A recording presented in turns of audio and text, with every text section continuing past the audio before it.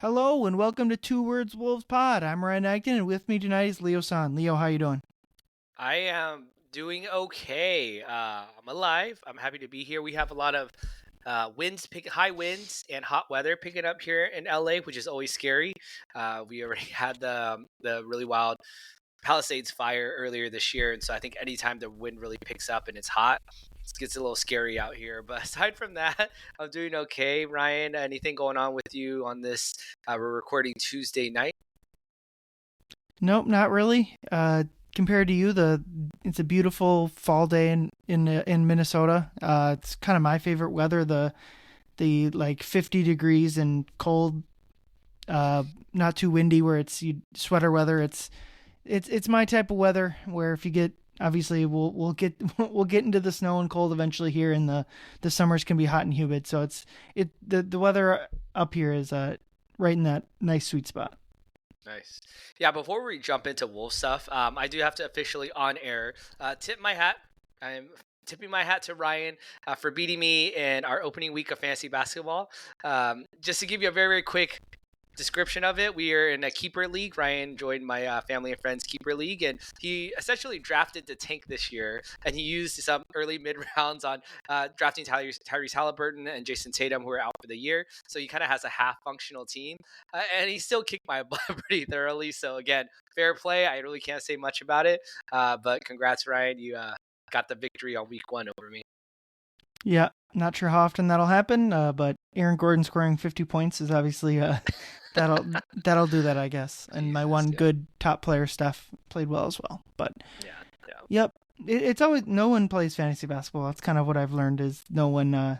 There's very few obviously fantasy football dominates the fantasy world, and I enjoy fantasy football too. But there are very few people that play fantasy basketball because baseball's the original fantasy sport. So there's still probably plenty of That's true. baseball players, but fantasy basketball kind of gets the short straw, which is fine because you can kind of dominate if you know what you're doing. But yeah, let's go from there to hop into the Wolves. Since we last did an episode, or Travis and I did an episode after the season opening win in Portland, lots changed honestly since then. The defense continues to hemorrhage points. They can't really defend anyone. And Anthony Edwards is now going to miss about 2 weeks, is the projection, reevaluated in 1 week. 1 week from Monday, his reevaluation date. I'd imagine. I don't know if it's worth really like breaking down when he'll come back. My guess would be 2 weeks. Would be Monday, November 10th against Utah. I would imagine that is not a likely return date. I would more guess they have a 4-day break until Friday, Right. November 14th against Sacramento. I think that would be the date that would be a good case scenario for him to come back. If they don't want to play him in the back to back, home back to back right off, maybe they sit him one more night against Sacramento, and Saturday, November 15th against Denver is when he comes back. But we really don't know. Obviously, we'll team provides you with the information, which is reevaluated in 1 week, and Shams has his.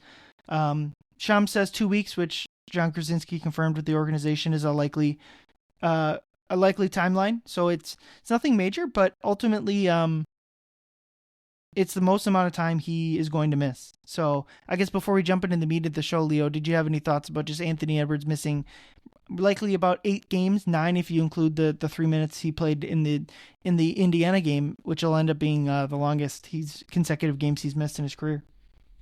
Yeah, Ryan, I do believe that we need to treat this, I would say, seriously. Let's not treat it like it's just a minor injury that he'll bounce right back. Again, if all goes well, he will. But if anything, the playoffs from last year has taught us is that you cannot rush players back from injury. Obviously, it's not necessarily a sore calf, which, again, that's a whole other note. Jalen Clark missed the last game against the Denver Nuggets with a sore calf, and this is a guy who already recovered from one torn Achilles before. So was it torn Achilles or torn ACL that Jalen Clark had? Achilles. Achilles, exactly. So it's a little scary that he's already sitting out with a sore calf right now. So my point being is that I don't want to treat this as like, okay, well, let's get Ant back as soon as possible. Yes, it is important to try and get some games. We'll talk about the schedule later while the schedule's soft.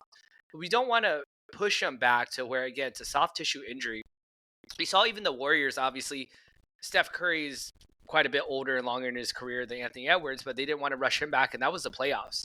And Steph ended up missing the rest of the playoffs, but at the earliest, the prognosis was that he would come back game 6. And if he came back in game 6 from game 1, that would have been about 12 days. So we're looking at that 1 to 2 week mark as well, too. So, yeah, I agree with you. Definitely probably sit them through until at least they return back home from their West Coast road trip where they do have Sacramento and then Denver. It's tough, but that's what happens. I'd rather get rid of these nagging, random injuries early than later on in the season. Yep, I agree. And I think it's important, like you said, not to just brush it off as a nothing injury, but I also think it's important not to doom and gloom about this. Sure. He's probably going to miss about 8 games, and it's not a good thing for the rest of the season, but I think there's every expectation that he'll come back and have the season that we expect him to have, but it'll just have this 8-game absence early in the season. So it'll be interesting. I'm just interested to see one, how they play with him off the court. We've already saw about 2 games. I'm going to call it a game and a half because I just think the first half of the Indiana game, in terms of just when you lose someone mid game, it throws off everything. And it's not to give them an excuse because Indiana lost 2 players during that game, right, on top of half their roster. So I'm going to call it a 1.5 because that's when in the second half they reset the rotation. They brought in Mike as the starter. This was something that in the LA game, I was sitting, on Media Row live in person at crypto.com. And Ant was kind of, I don't know if the TV picked it up, but during a couple timeouts where he was walking to the bench, he was kind of grabbing at his hamstring a little bit in that leg area as well, too. And I think Dane and John Krasinski and myself, we all kind of knows like, hey, like Ant's he's kind of pulling at something right there. And so the fact that, he was able to play through that game and he had a pretty good game against the Lakers, and he tried to play through it, obviously, 2 days later. Indiana, I think, is proved to show that, like, rose-colored, glasses, hopefully everything is fine. They're just being cautious with it, that they want to make sure, hey, let's not make sure you're tugging at that, and let's just give you maybe a week or 2 off. So. Yep.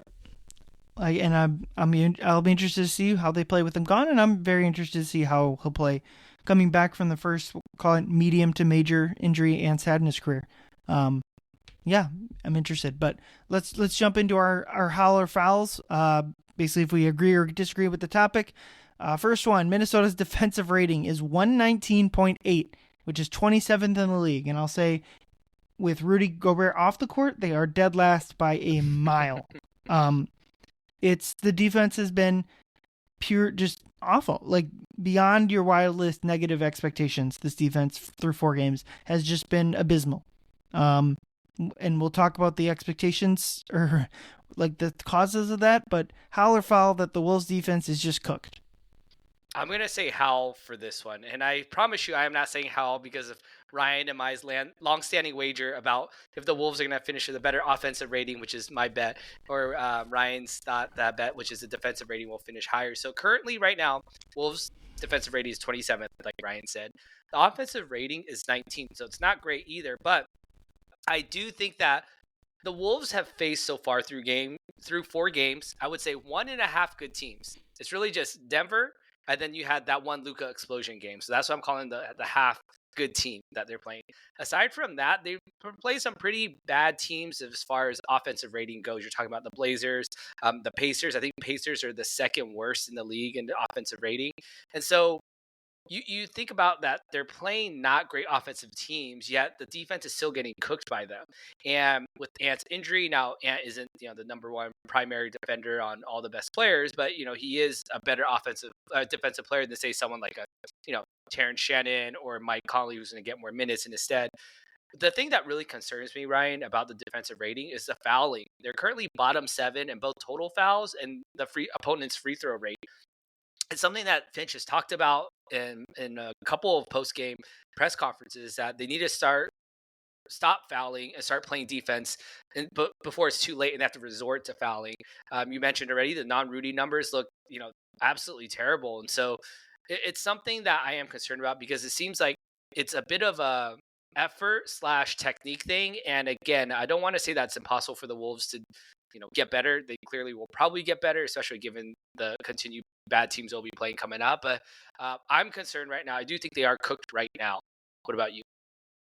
Yeah, I'm gonna go foul that they're cooked. The defense has been super concerning. I don't think there's any other way to do that, to look at it. Finch has said after the game, like, they're super concerned with it. How can you not be? Like, this was 2 years ago. They were the best defense in the NBA, and then even last season when they swapped out Karl Anthony Towns for Julius Randle, a defensive downgrade, at least with Rudy Gobert on the court, and then Kyle Anderson left, which I think was a gigantic reason why they were so good defensively in the non-Rudy minutes was Kyle Anderson, and they still were, I believe, sixth last year.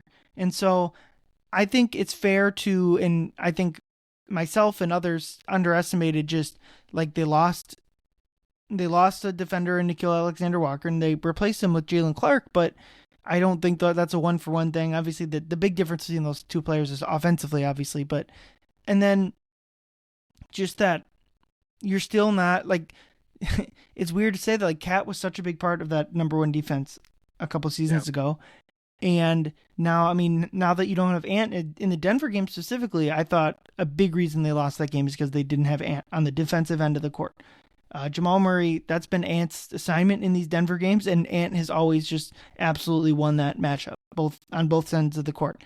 And the game changed in the third quarter when Jamal Murray just started going off, and maybe he hit a bunch of tough shots and at the beginning of the quarter, and then got some open shots later in the quarter. But maybe that whole game goes differently if Ant is out there defensively, and obviously offensively, it would be too. So I think it's fair to say, like when I said preseason that they should be top five, maybe I probably should come off that at this point, but I still just think that they do have the personnel to have a top 10 offense, and if they don't, that's probably going to be pretty worrying for this season.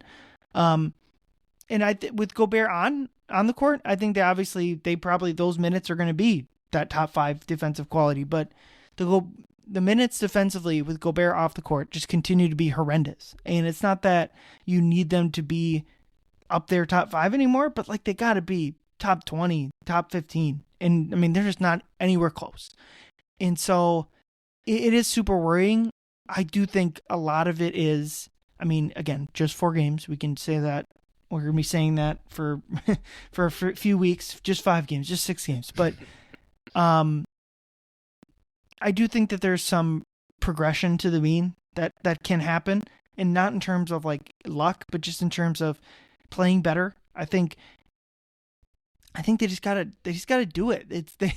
It's such lame analysis, but like you got to commit to it. It's got to be something that is important to you as a team, and I think that can help overall, but I do just think that the non-Rudy minutes are going to continue to be an issue. And as much as people want to trade Rudy or whatever, it's just hard to imagine what the team would look like with 0 Rudy minutes on it at all, and what the offense would do as a whole. So yeah, go ahead.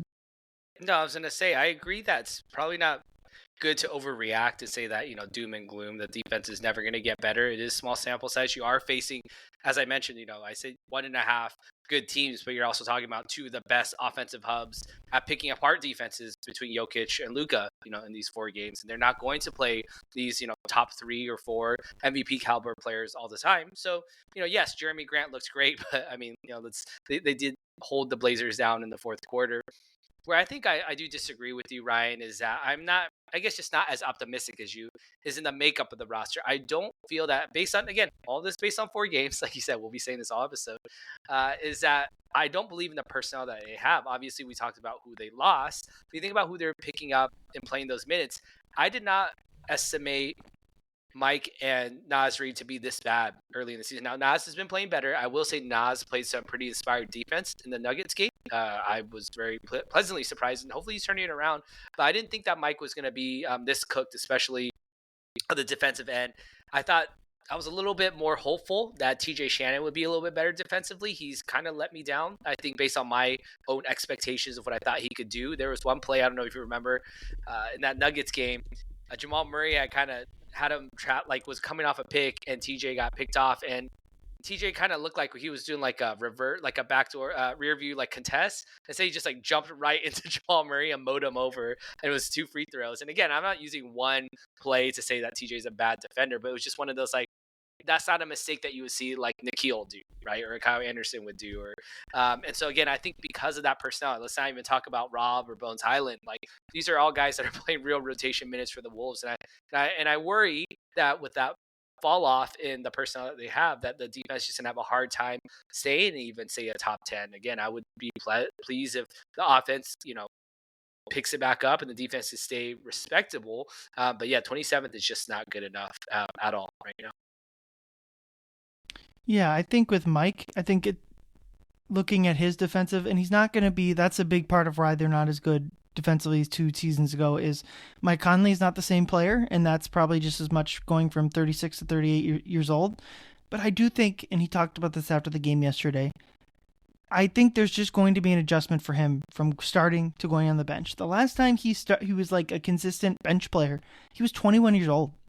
Mm-hmm. And now, and so I just think there's going to be a transition just mentally for him coming off the bench versus starting. And I'm not saying that he's going to go back to being like an awesome defender like he was 2 seasons ago, but I do think that Mike's game will recover to closer to what like our pregame assumption or preseason assumptions were for him. So that part of it, I think will come back, but it's incredibly worrying. And I'm just kind of at the point with it where I'm just interested to see how much of it is, like you mentioned, schematic and talent on the court and like the things you can't fix, and how much of it is like the soft factors of like give a shit, of game plan discipline, of like that type of stuff where it's just like you guys aren't even like people want to blame Finch. It's like Finch didn't tell you to miss a rotation or whatever. I'm more interested in that, and that I think we will get to figure out in the next few games. If they get torched by Austin Reeves against the Lakers, I think that's a big warning flag, big red flag. That's like you guys got chewed out in the media by Finch about the defense not being good. You face a not good offense. The Lakers without Luka and LeBron are not a good offense, and you still got torched by basically the one guy that they have. If that happens, I think that's a big warning flag. And then your next 2 games are Charlotte and Brooklyn, 2 teams that are not very good, although they probably lean closer to the defensive end being the poor end of the court for those teams. But still, like, it's one game here and there. You have a bad defensive night. That's going to happen. Specifically against Denver, when you don't have Ant and Jalen Clark, it probably should be a surprise that you get cooked by Jamal Murray, who's having a great start to the season. Like that aspect of it makes sense. But like the 2 losses they had against the 2 good offensive teams that they faced, I think those are about 2 of the worst defensive performances that the Wolves have had since trading for Rudy Gobert. They're just a no shot. Even when they were winning against Denver, it just kind of felt like they're just not going to get enough stops to win this game, and they didn't. And some of that was Ant being out, like I said, but other times it was just like it was a lot. So I'm interested to see them play some lesser teams to see if that can get them back on track. But it's one of my 2 biggest worries with this team right now is they're just not going to be good enough defensively, and I don't know if they're going to try to win the title this year, if that like what level the defense needs to get to, but bare minimum it needs to be top 10, and they're just like worlds apart from that right now. When you talk about the defense saying that they played kind of, had 2 really bad performances defensively, if you think about when it happens once, you could say it as, oh, it's just like a one-off. It's not like a trend. But if it happens twice, you can kind of write it off maybe as, okay, well, that's just kind of a coincidence, right? They had 2 bad performances in the first couple games, in 3 games. Now, if it happens a third time in the next game or 2, now we're talking about maybe a trend. And that's where I'm starting to get a little worried, is that's kind of going in that. And I understand that they are missing personnel. Every team is missing personnel. Defense, though, is a team-oriented thing. Dante talked about it, and Rudy talked about it after the Laker game when they got roasted by Luka Doncic. He said that they felt like the offense was affecting the defense too much. It was an effort thing. They, once their shots stopped falling, they weren't playing as hard. So like you said, yes, they do just have to do it. That is a part of it. But they have to really kind of get back into a foundation and a standard of playing defense at a higher level instead of just we only play hard when we really need to. Yeah, and if you're going to have one-off bad defensive games, which, like you said, happen, we need to, at the very least, see one-off, two-off, really good really good defensive games, and Sure. they've had basically, I mean, the first 3 quarters in Portland defensively weren't great, and the fourth quarter was great defensively. Indiana defensively probably wasn't that great, but Mhm. ultimately was good enough to win. But yeah, they need to pick it up on that end, and I'm very curious to see how they do it. Because you can't, I mean, you can't. A lot of times you can blame Ant for kind of not being locked in on that side of the court. Well, obviously it wasn't his fault against Denver. He's out, so I'm Right. interested to see how they turn that around. But my other main worry, just watching the first 4 games of the season, is the point guard situation. Like we've already mentioned, Mike has not played as well as people would have hoped. Dante, in that when he's been playing more of that point guard role, has struggled as well. Rob Dillingham, aside from the Denver game, was not a factor. Obviously, broke his nose and wasn't able to play against Indiana, which is unfortunate.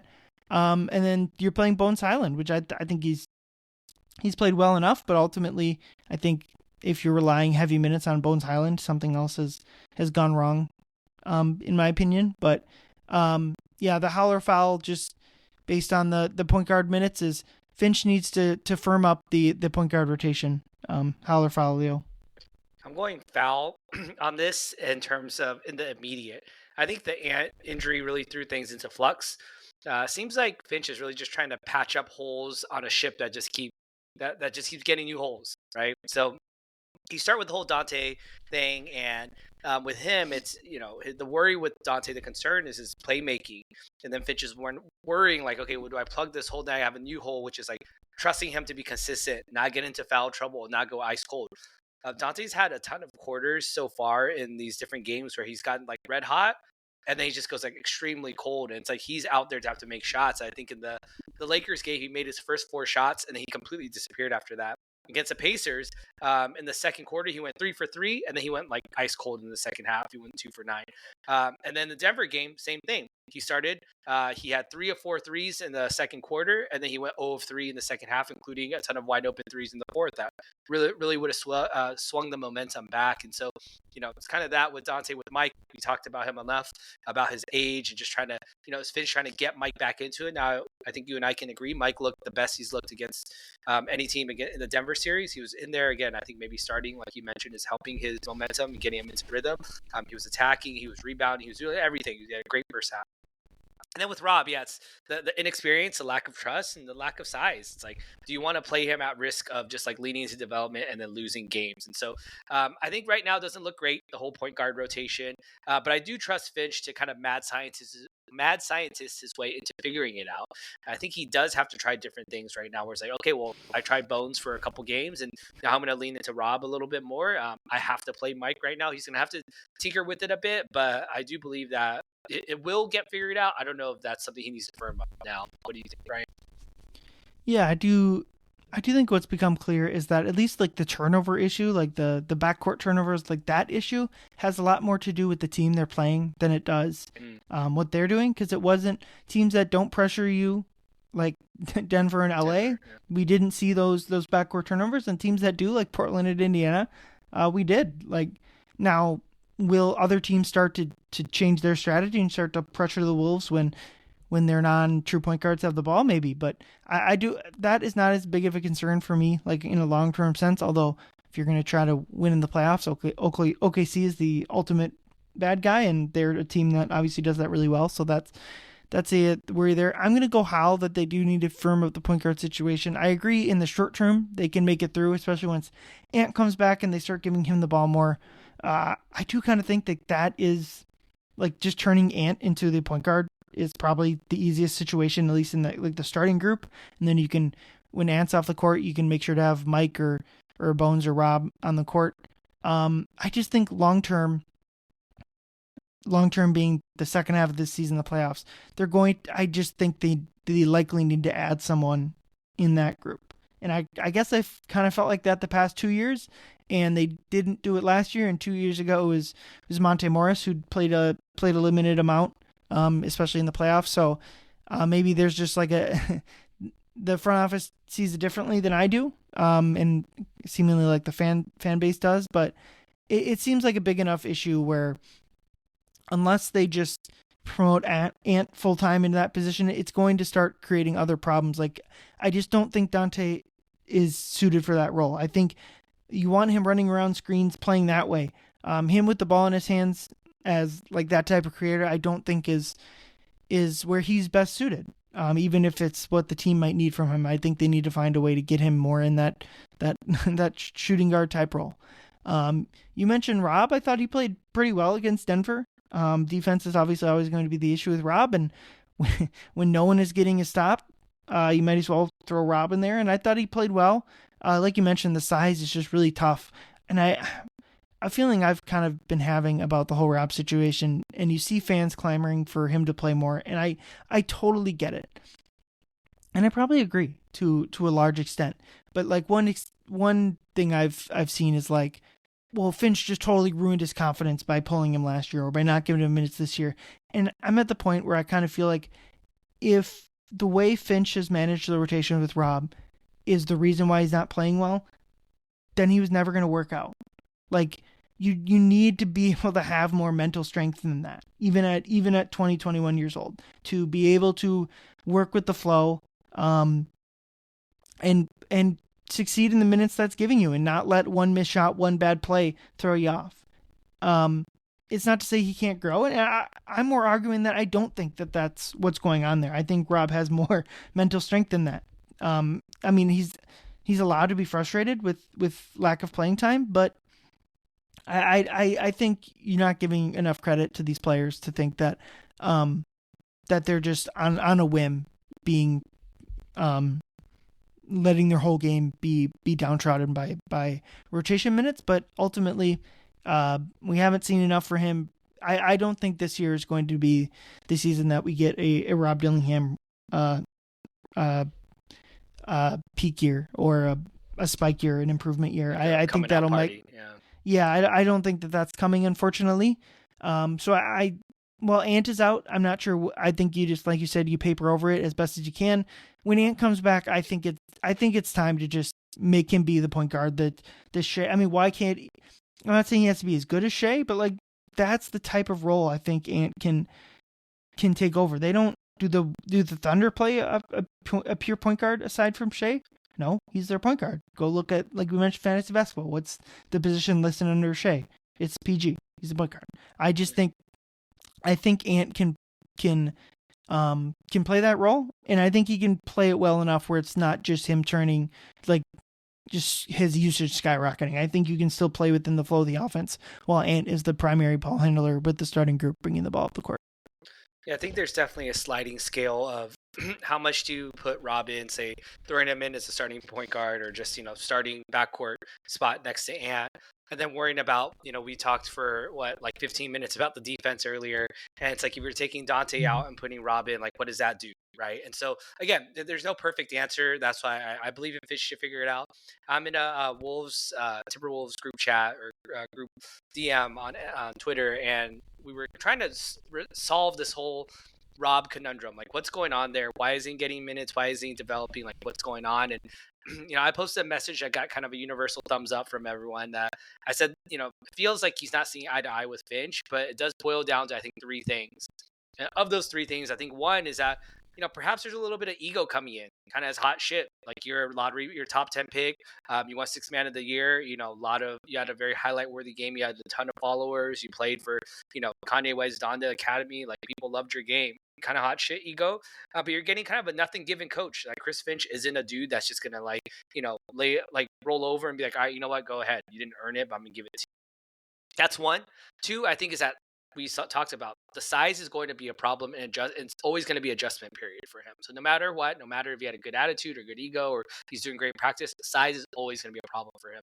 And I think third and lastly is that he did have some injuries during his rookie year. He had some ankle injuries that kept kind of nagging him, and I feel like that kind of threw off his rhythm, his development. Because it threw off his rhythm, he didn't get enough playing time, and it's kind of bled over to here. So I think all three of those things have kind of zapped his confidence, at least it feels like. And I think thus it's making him maybe not as effective in practice where he's not getting minutes because of it, or just even in the games where he's kind of like dwindling, like you saw in the first quarter when he got the call over Bones Highland to come in the game. He had a couple really good passes. He even had a deflection early in the second quarter with active hands, I think getting a steal off Jamal Murray.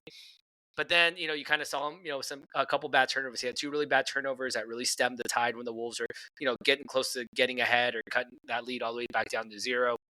And so you kind of see him kind of weighing here and there with his confidence. So yeah, that's kind of my worry with it. But I do agree with you. I think Ant can definitely shoulder more of the load. It's just who are we putting next to him?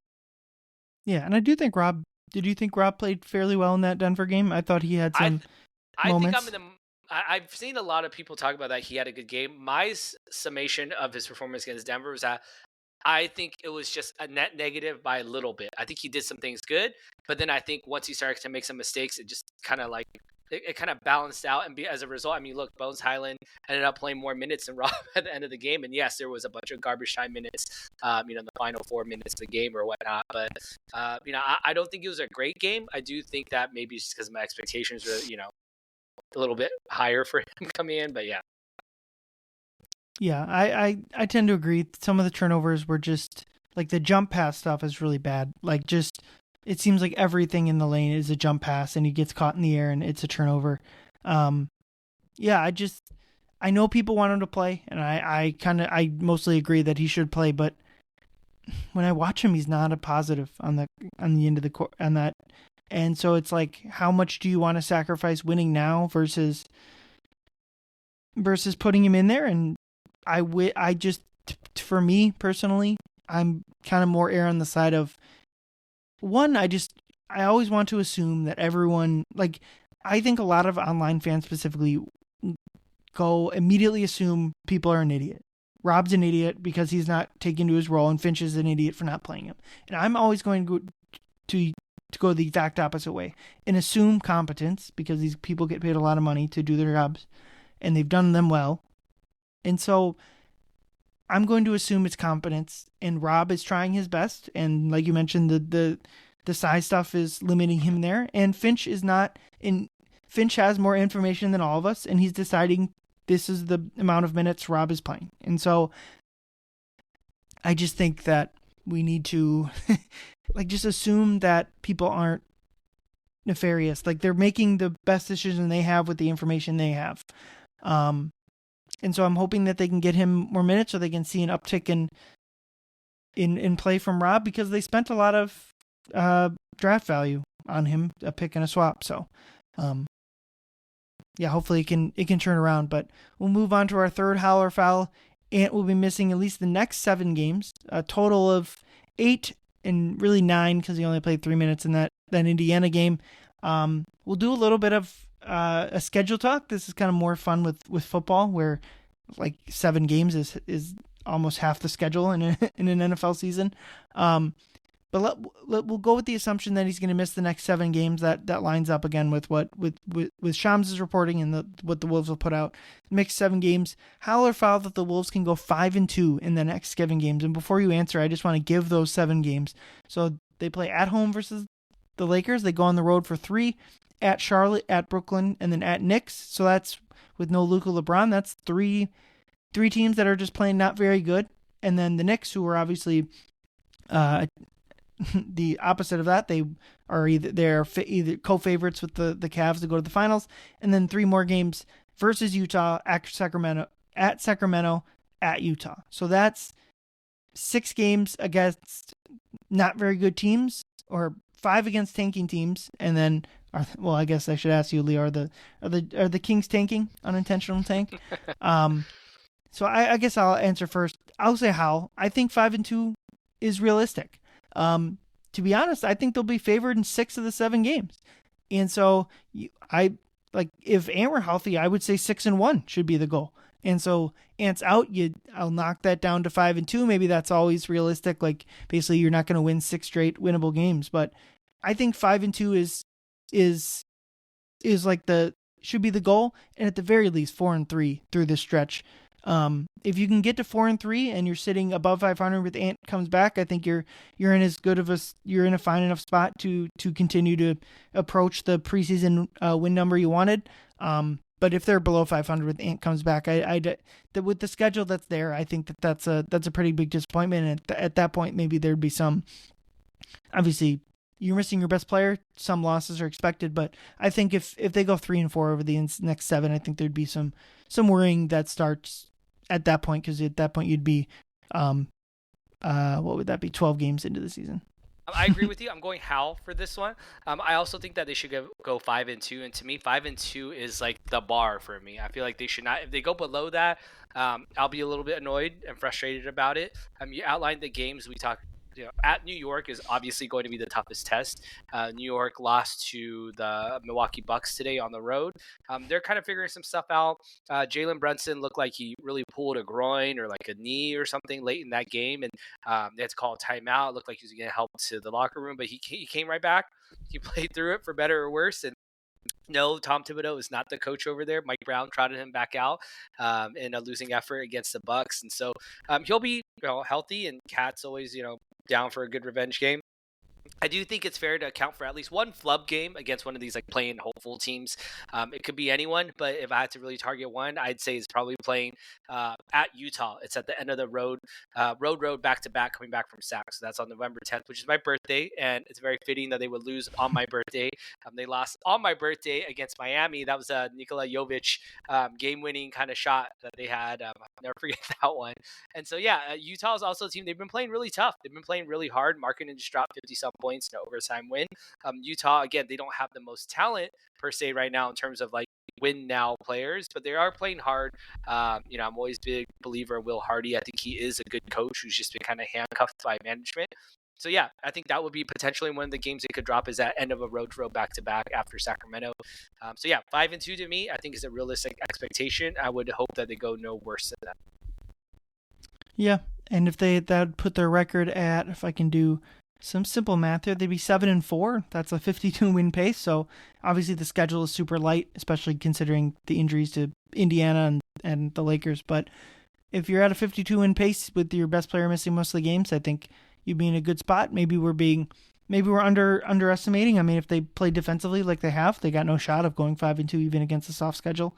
But I think that's my mental target. It's probably not always great to go game by game and assume a win because things happen. I mean, they could go 4-3, beat the Knicks, and then lose 2 to the Jazz. Who knows? Like It's not. But I think if they can go 5-2, that would be a good bar. 4-3 you can probably live with. At that point, and you just hope that Ant comes back and you gear up for the December schedule and the January schedule, and when it really gets tough and you're going to need your guys. Because if I think like last year when they were missing all their guys, like the schedule was really tough at that point in the season. Right. And the schedule always plays a much bigger portion of wins and losses than people like to assume. You mentioned at Utah on a second night of a back-to-back. Basically, the two mountain cities of Salt Lake and Denver are always tough on the second night of a back-to-back. Salt Lake less so than Denver, but there's still a little bit of that. Those are always tough, and the Jazz have looked not awful so far. I'm sure honestly, you probably don't want to be playing the Jazz in November. You'd much rather have them down near the bottom of the schedule. You kind of saw that with the Wolves last year. They played them.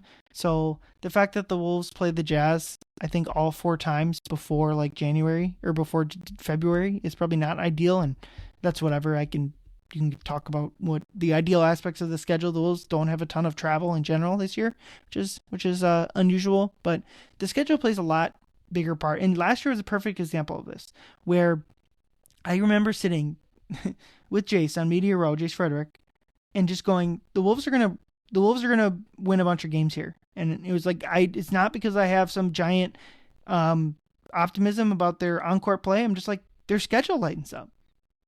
They're healthy and their schedule lightens up. They're gonna start winning games.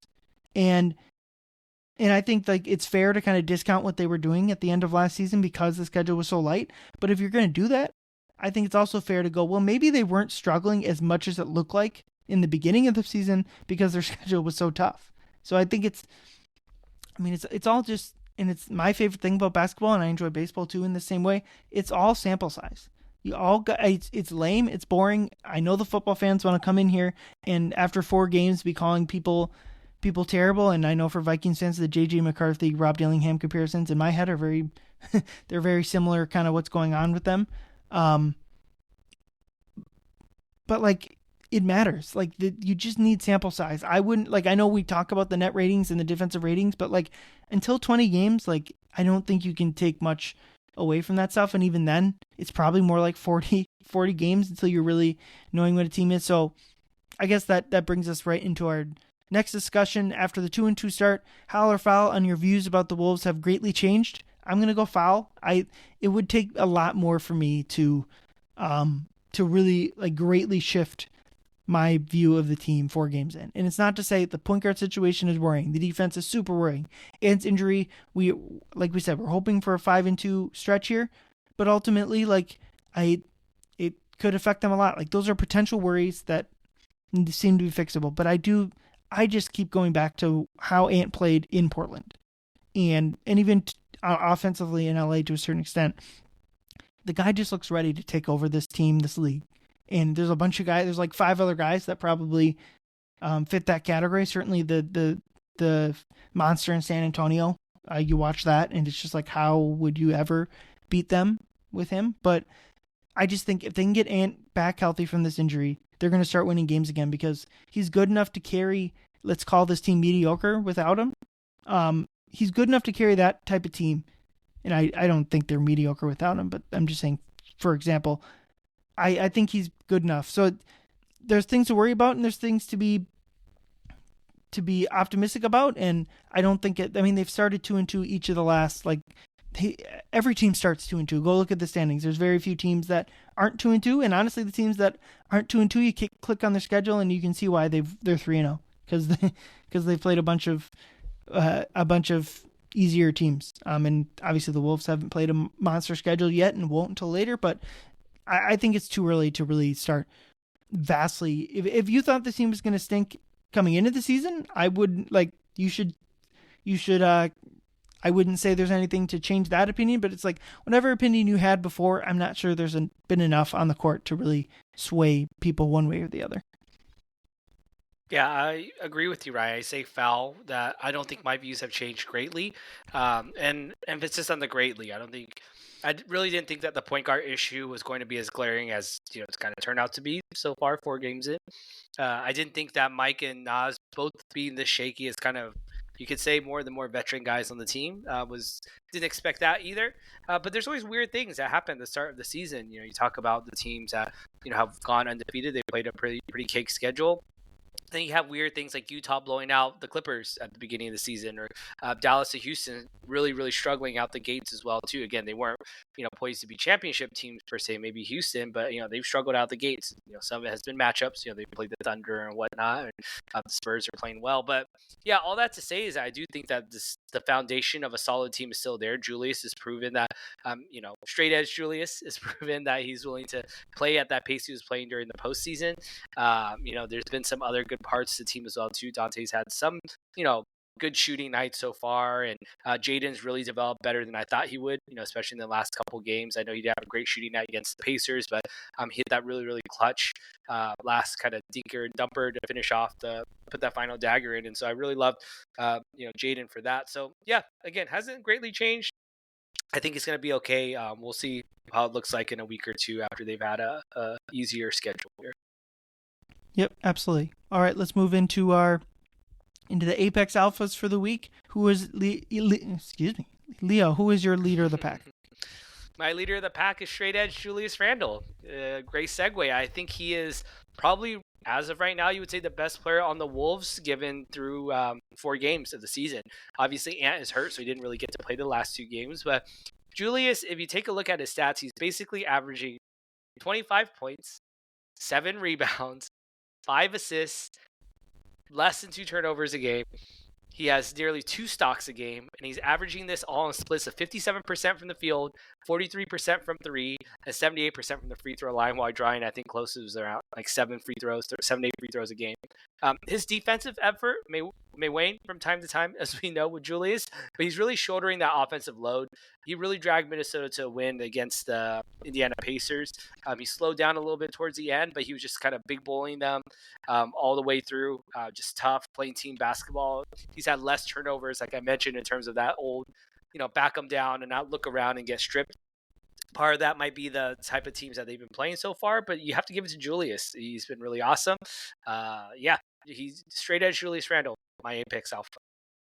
Yeah, Julius has been great, and they're going to need him to continue to do most of that here with Ant out. I think, especially offensively, he's just been exactly what you'd want. What they saw down the stretch of last season, where obviously in the beginning of last season the ball was pretty sticky, and they were still working him in offensively. And really, I just think about the offense in general with this team. You have to feel really good about it. I was kind of surprised looking it up that they were 19th in offense. To me, it's felt a lot better than that. We could probably just chalk it up to 4 games or whatever. I feel really, really good about this offense just in general. If they can stop turning the ball over, I think that's always going to be the key with like a motion type offense.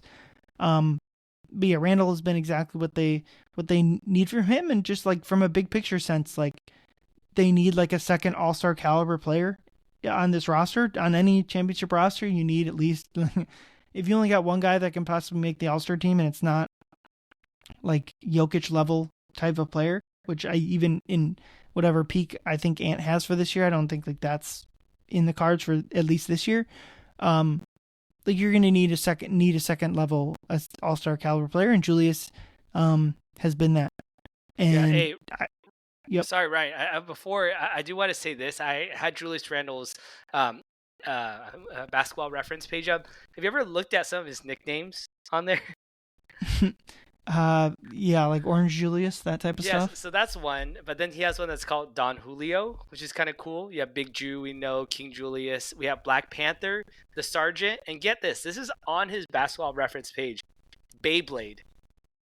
Beyblade is one of Julius Randle's official nicknames on Basketball Reference, which is kind of funny. I'm assuming it's the way that he plays, just kind of, spins and, just rams into people in the paint. Anyway, so I just saw that and I had to throw that in there. Huh. I maybe when things are going well in a pregame locker room, I'll have to like find some of these like nicknames for players and see if they just even know where. Like I don't even know where that's like coming from. But yeah, that's interesting. Yeah, my Apex Alpha is Jaden McDaniels, but with an asterisk on offense, which it probably applies to your pick of Julius Randle too, where the offense from Jaden has been outstanding. He's gotten increased even when Ant was on the floor. He was increasing his offensive load there, and he was doing it not just in the flow of the offense, but like in transition. He didn't need the ball more, just taking what the defense gave him, like that type of offensive stuff. And in the Denver game, you saw him even take on more responsibility, and it was just offensively, he's been great.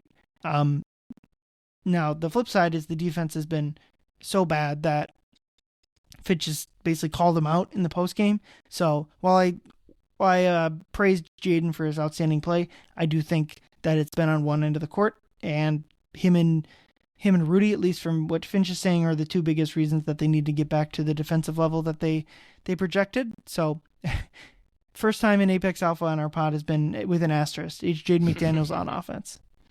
Yeah, it's interesting to talk about his usage percentage. Obviously, he's had the last basically 2 games for it to go up, but his usage percentage is at 21.5% this season. That's a 33% jump from where his career level is at 15%. So again, it's kind of great to see. I will say this. I mean, yes, the overall team defense has not been great, especially his fouling has, continued. It's been an issue in his career the whole way, but we've really seen it recently. But he is averaging 2.5 blocks per game right now, which is kind of wild because he's kind of shifted his role as kind of being that. I mean, he doesn't have a choice right now, but when Ant was still available, he was playing kind of a little bit more off ball, kind of that backline defense. And I think that's really fruitful. So I think that's great. But yeah, I agree. He does have to fix his defense. Jaden McDaniels, Basketball Reference, has a seatbelt. Big Mac, shout out to Lil Mac on Jordan McLaughlin on the San Antonio Spurs, and Slim. Those are his 3 nicknames right now. But the notes that I have on Jaden is funny. So I attended the Lakers Timberwolves game in person, and in the locker room, while waiting for media or waiting for the players to be ready for media in the locker room, Jaden is just on the side. He's like kind of mumbling to himself in the way that Jaden does. And you just hear him. He looks over at, I think it was either John Krasinski or Chris Hine. He goes like, "You guys don't want to talk to me. I'm going to say some crazy shit." Because he was just so frustrated with how that game went against Luka. Luka was really, really just kind of getting to him. Luka was doing a lot of talking towards him. So, yeah, understandable. He was quite frustrated with that. But yeah, Jaden McDaniels, I love that pick. Awesome. Yeah, let's move on to Prey of the Week, where I think you have a Jaden McDaniels Prey this week. I do. We are throwing it back to opening day, which was a week ago, last Tuesday. My man, Chinese Jokic, Yang Hansen, was dunked on, posterized by Jaden McDaniels. And, I hate to do it to him, but it is something Jaden baptized him with a welcome to the league moment. And somehow it didn't make the NBA top 10 plays of the night, which is kind of crazy to me. I'm thinking that the NBA is playing it smart. PR people know they don't want to upset the billions of Asian fans out there. Just kind of dunking on Yang Hansen during that. But what's funny about all that is that Jaden also had a big dunk. I think it was kind of on Aaron Gordon yesterday as well, too, or against the Nuggets recently, where he kind of threw it up. But I was at the Clippers Blazers game on Sunday. Don't ask me why. It was a gift that I was giving someone. It was Clipper Blazers tickets, and it felt like it was a Blazers home game there. You will not believe the amount of Yang Hansen jerseys that were in the crowd. And of course, LA is notoriously known for having a large Asian population, and his fans were there. The biggest, I shit you not, the biggest ooze of the night was when he got an offensive rebound in the first quarter, and the crowd went like, ooh. And then I think he got fouled right after. And that was it. He never played past the first couple minutes of the game. I think he got in because of some foul trouble to Klingon. But yeah, shout out to Yang Hansen. Sorry about that, brother, but you're the prey of the week for me. Yeah, fun welcome to the NBA moment, and it was kind of funny. He only played the next 13 seconds in that after getting dunked on by Jaden, and was taken out for the rest of the game. So, he was awesome in summer league, but I think it's always just with any rookie, the expectations always kind of balloon past what is probably reasonable, but he might as well. It seems like a fun player, but my prey of the week was the Obi Toppin narrative. Didn't have the explosion I think we expected him to have. Now, part of that reason is he got hurt mid-game, because apparently all the Pacers get hurt at this point. Unfortunately, they are in probably as poor of an injury situation 3 games into their season as any team. It's interesting. I remember during the finals, they traded for their pick back. I think it was either game 5 or game 6 between those games. And it seems like that's going to really pay off. Sorry, New Orleans. Not sure why you ended up doing that. But, I guess they were in the finals at the time. Why would Indiana need their pick? But seems like Indiana's going to luck out there and have their pick and kind of get a reset year. Similar to probably Boston, too, is probably in a similar situation. But, Obi Toppin didn't have the game that all the Wolves fans were fearful of. 9 points, 1 of 3 from 3. Just kind of, it reminds you that just because he was a killer of the Wolves in the past doesn't mean it's going to continue. But he had 9 points in 17 minutes. If he had played 30 plus minutes, who knows? So just more just putting in there just the brutal Pacers injury luck. Obviously Halliburton's the main one there, but it stinks, and you as a fan of really any team, you hope that it's not your team, and it seems like at least one team a year just gets absolutely destroyed by injuries. And luckily the Wolves have really avoided that. And hopefully that continues with Clark and Ant missing games here. But let's move into one of our last segments here, Playtime, where we look around the NBA. Leo, what do we got for our Playtime? We're going to be talking about the thing that everyone loves talking about during any game in the NBA, which is NBA officiating. If you've been keeping an eye on anything that's been going on with the Los Angeles Lakers, which I am constantly surrounded by their fans here, it's still similar to what they've been doing for many years now. They have LeBron James, they have Austin Reeves, they have Luka Doncic. These are 3 deadly foul drawing trio that we have in the league.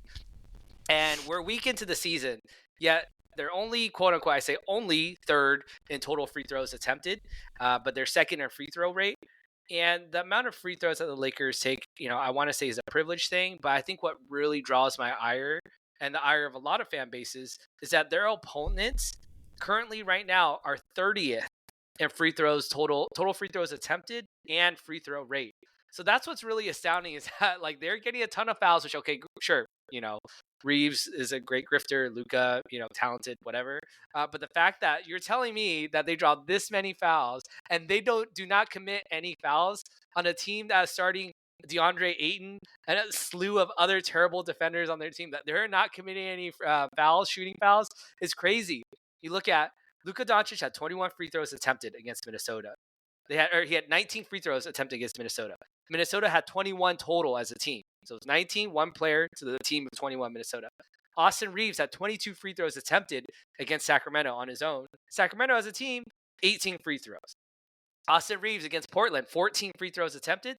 Kind of a low number. Well, guess what? Portland only shot 15 as a team. So, it's something that we saw the refs, do that, is kind of crazy. I think the last thing I'll say about the officiating in relation to the Wolves is that in that Denver Nuggets game, there was a challenge that Chris Finch called that on Peacock. I think it was Grant Hill and Michael Grady on the call, and they were talking about the review, like, oh yeah, that's definitely like not a foul. Like it was a clean block that he got, and then they blew the call dead, and then they went back, reviewed it, and they somehow went back and said, oh, there was a foul on that second attempt of his, which is well after the whistle. Now I get proximate fouls. I understand how that works. This is not a proximate foul. Like, imagine if a player gets called for a foul and they review it, and then later a player shoots a three, and then Kevin Garnett goes up there and goaltends it. That's like going back and saying, oh, goaltending on Kevin Garnett actually on that shot, which is like, what? The play was already dead. So again, that's something I've never seen done before. Yeah, that call confused the heck out of me too, because I understand like the imminent possession. That makes sense to me. Like, so on that play, clean block. Technically after the whistle, like the ball, like Jokic had possession of that ball after the non-foul. Like, I'm not asked, like I get like the Nuggets should get the ball back instead of like a jump ball situation.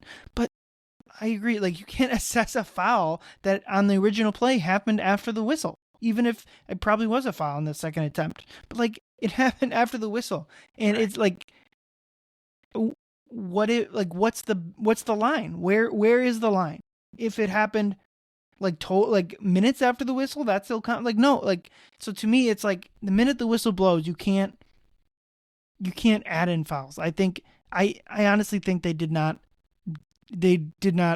use that rule correctly. And I kind of wrote it down, and I'm waiting for a later play this year where basically the exact opposite gets the ruling. But, with the Lakers, it's, again, I don't think the league is rigged, and I just think it's been a weird thing with them. Ask Chauncey Billups about that.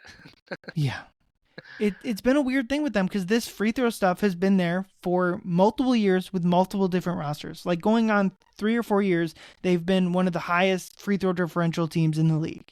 And I think the Laker fans will be like, well, we got AD and LeBron. Like they draw a lot of fouls and they're good at not fouling. It's like, great. The team is doing it again and neither of those two guys are playing. Right. Like it's a weird thing, and I'm more willing to not like call it out and just let it be a weird thing, because I don't think it's like NBA malpractice or whatever, but it's just weird, and I don't know why it continues so often. You can call me naive and give your conspiracy theories, theoretical fan, like about why it happens, and that's fine. That's your right as a fan, but I don't know. I just let it be weird. Ryan, and as far as we're gonna find out on Wednesday. Right, we're gonna find out on Wednesday. They play the Lakers tomorrow, so by the time you're listening to this, they're played tonight. So we're gonna put that theory to the test to say, like, all right, I guess they're gonna need to guard Reeves without fouling, that's for sure. But right. I will say there was a refs you suck chant at Target Center on the home opener, and I just thought it was completely unwarranted. The officials were not that bad. I thought they had one incorrect call on a Jaden foul that was like annoying, but like it was not like drastically affecting the outcome of the game. I mean, if you want to play this game, the Wolves had 10 more free throws that night. I'm all for a refs you suck chant when they deserve it, but like on the flip side, you got to make sure they deserve it. And I did not think that Indiana game was an example of the refs deserving refs you suck. It was one call. What happened? It was Jaden got called for an annoying call I disagreed with, and then a similar type of foul happened that was an actual foul, but it looked like, you know what I'm saying? Like it was a similar type foul, but it was an actual blocking foul by Mike. So like the fans got all riled up, and I was just kind of like, no, the second one was a foul. The first one, I didn't think so. But like just because they missed one call doesn't mean they immediately got to give it back to you. Like, so, yeah. It's an interesting discussion, especially with the Lakers and the reviews. I did remember in the Nuggets game when both teams lost their challenge, I kind of felt like, well, good. I'm kind of over the. I wish the review challenge system was basically only for the last 5 minutes or less. Like I think it just. I don't like the challenge system. I think if you want to have it for out of bounds in the middle of the game where like the eye in the sky can just quickly like, no, out of bounds, wrong way. Let's just keep it moving. If you can do that, like the NFL does that. They have like the review assist where they're like, no, that was incomplete. It wasn't a fumble or whatever. Like if you can do that, that's great, especially with calls that are like non-judgment calls where it's just like, yeah, the ball hit out of bounds. It was this team's ball. Great. But like, I don't know. I'm just kind of tired of the reviews. It slows down the game too much, but it can be long. Yeah. I think when you're talking about, the refs you suck chant, I feel like that's almost the thing that fans are like, we have to do that. That's how we're getting in the game kind of thing. I think it's funny because when you talk about like, yeah, they didn't do a bad job. They don't deserve it. I think I can agree with you. I didn't get to watch that game live, but in the eternal words of the WNBA commissioner, Kathy Engelbert once said, hey, I'm a human too. I have a family and I have 2 kids who could be devastated by these comments. So leave the refs alone. They have families. No, no, it's definitely a thing that's always going to be there. Again, I think amid all this, gambling, whether it's poker betting or Terry Rozier gambling on games or whatever, I think officiating and the fact that NBA referees are now wearing, I think, sound packs and earpieces. It's just like a bad time for all of this to kind of come up. It's kind of creating that storm. And so, why not on Two Words Wolves Pod, we kind of contribute to that discourse just a little bit as well. Yep. All right. Let's close this out with our 2 words. My 2 words, still learning. Kind of said it earlier in the pod. I'm still trying to figure out a lot of aspects of this team. Who's going to, like, what issues are real, what issues are fake, and then the vice versa. What good things that are happening are real and what are not going well. So, my 2 words are still learning, still trying to figure it out. I think honestly, like we all should. But yeah, Leo, your 2 words. My 2 words are must win. Is game 5 of the season too early for us to be talking about must win games? Well, not for me. All right, this next week and this next 7 calendar days, they get the Los Angeles Lakers on Wednesday without Luka and LeBron. Then they go to Charlotte and at Brooklyn, 2 of probably the worst teams in the entire league. It is a Brooklyn will be on the end of a back-to-back. So again, there's no reason for the Wolves to drop any of these. So in my opinion, this next week, they must win all 3 of those games before the schedule picks up. And so I think not having Ant is not a good enough excuse, not for these 3 teams in their current condition right now. Officiating be damned. The Wolves, in my opinion, must win these 3 games. And I say must win, not that their season's doomed if they lose, but must win in terms of fan sanity. And the discourse around the Timberwolves will be capital TOXIC if they lose more than 1 or 2 of these games in this next week. So must win. Yep. Obviously, must is not the word I would use, but please win. They really these next 3 games should be an opportunity to stack up some wins without their best player. But we'll hope and we'll see. I'll have another pod for everyone later this week, either Thursday or Friday. So be on the lookout for that. Otherwise, Leo and I will be back early next week to discuss the Wolves playing out in New York. But for Leo, I'm Ryan. Thank you everyone for listening. Get home and drive safe. Go Wolves.